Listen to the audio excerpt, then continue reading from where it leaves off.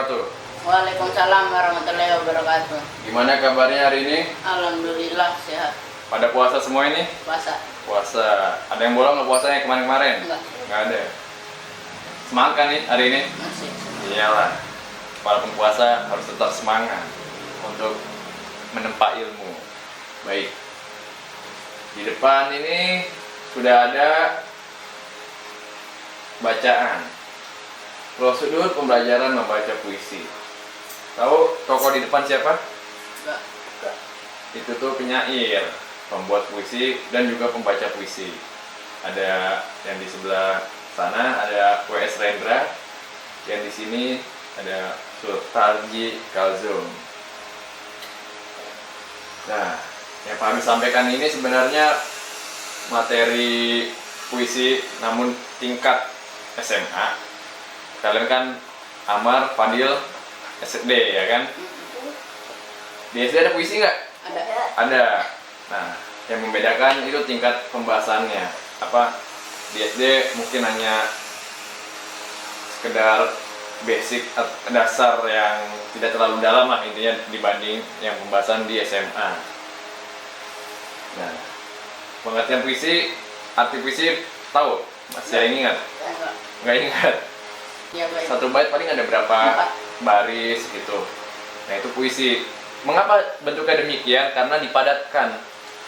Berbeda hal dengan cerita. Itu bisa digambarkan secara lebih luas, namun kalau puisi lebih sempit.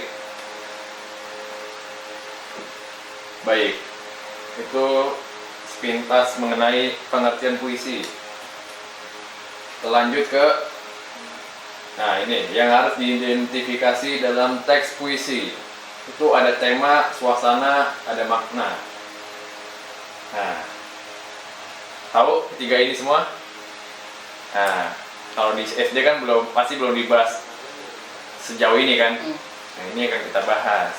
Nah, masalah SD belajar ini juga Pak Habib akan coba paparkan dengan bahasa yang sederhana mungkin, tidak bahasa yang rumit. Baik, kita bahas mulai dari tema. Nah, tema di dalam puisi itu biasanya ada pokok besar, ada intinya lah, ada misalkan itu tema itu kan ada contohnya ketuhanan, ada tentang keindahan alam, ada perpisahan, pengharapan, tentang cinta, tentang orang tua. Nah, itu namanya tema. Tema itu garis besar perihal isi dalam puisi itu.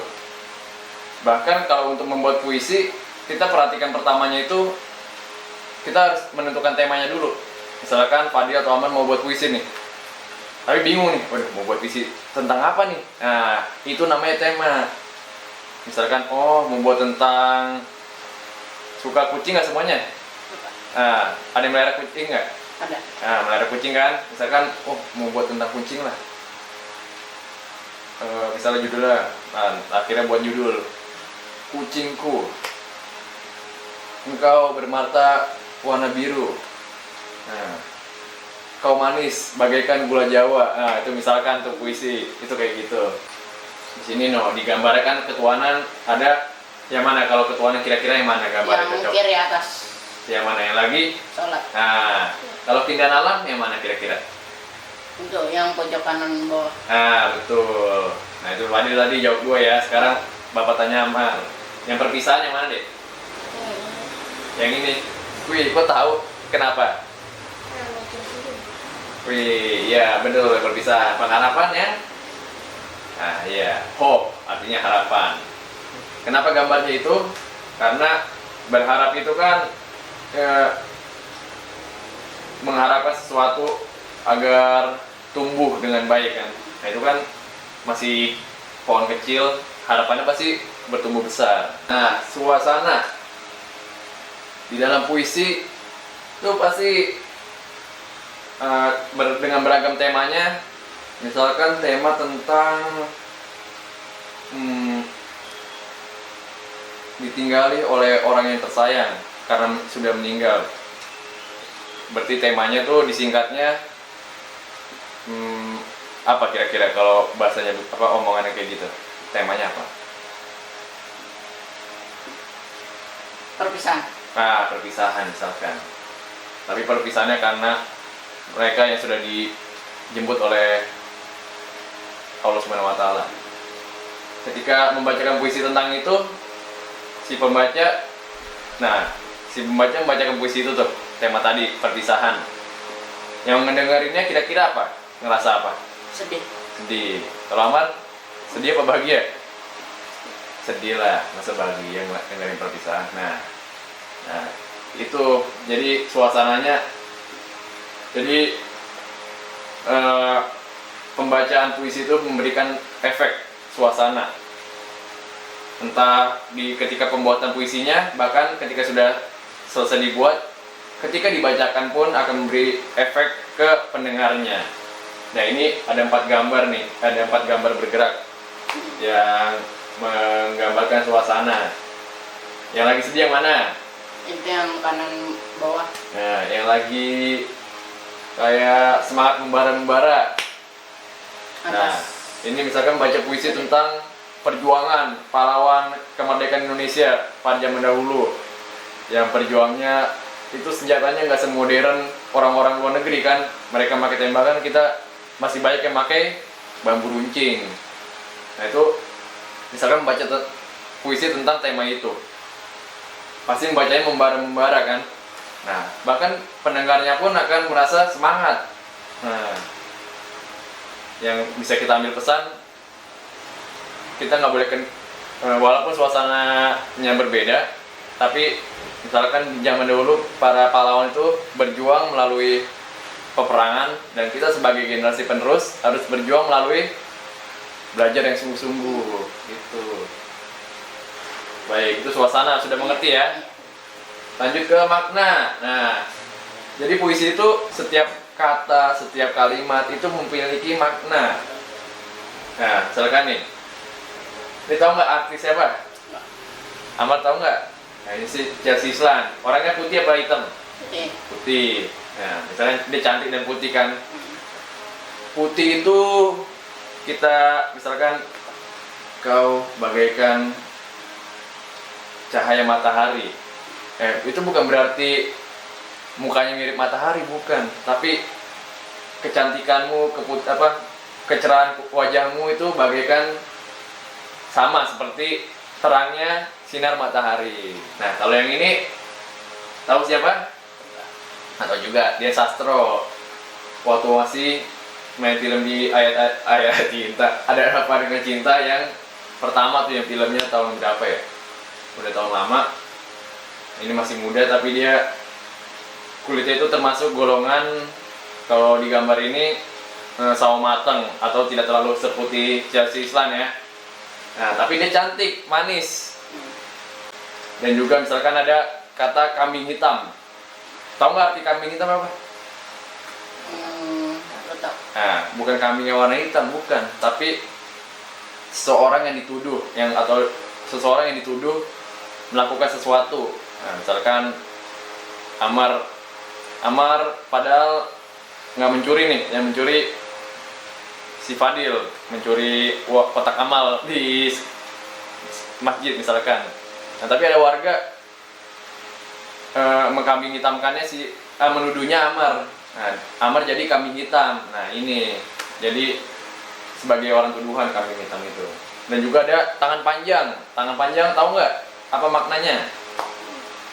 Bukan manusia karet, tapi tangan panjang itu tangan yang suka mencuri. Nah, itu jadi puisi ini, di dalam puisi ini setiap kata per baris atau per bait itu memiliki ada maknanya sesuai dengan diksi atau pilihan kata yang dipilih oleh penulisnya. Yang harus diperhatikan ketika membaca puisi. Nah, ada lafal, tekanan, intonasi, dan jeda. Tahu keempat poin ini penjelasannya? Belum tahu ya. Lafal itu yang membacakan, menyampaikan. Tekanan itu keras, lunaknya membacakan sebuah kalimat. Intonasi itu lagu sebuah kalimat, kalau jeda itu ada jarak membacanya. Misalkan begini. Di sini ada bacaan apa? Yang harus diperhatikan ketika membaca puisi. Nah, kalau kita membaca tanpa keempat itu, tanpa 3 poin ini, tanpa tekanan, intonasi, dan jeda, akan jadi seperti ini. Yang harus diperhatikan ketika membaca puisi. Nah, cepat, datar, nggak ada ekspresi, ya kan? Nah, baca puisi itu harus penuh, ada ekspresinya. Harus ada tekanan, intonasi, dan jeda. Nah, misalkan tekanan, kita baca ya sesuai dengan 3 poin itu. Yang harus diperhatikan ketika membaca puisi. Nah, itu kan ada tekanannya, dan ada jeda, sama ada intonasi. Tekanannya yang harus diperhatikan ketika membaca puisi. Citraan. Nah, jadi di dalam puisi ini harus ada citraan penglihatan, pendengaran, perabaan, citraan penciuman, citraan pengecapan, citraan gerak. Nah, citraan itu secara singkatnya kata yang mengungkapkan pengalaman indrawi, melihat. Misalkan katanya apa? Ada begini. Warnamu merah, warnamu putih. Benderaku merah putih. Tahu dari merah putih itu dari apa? Indra apa? Penglihatan. Nah, penglihatan. Misalkan lagi pendengaran.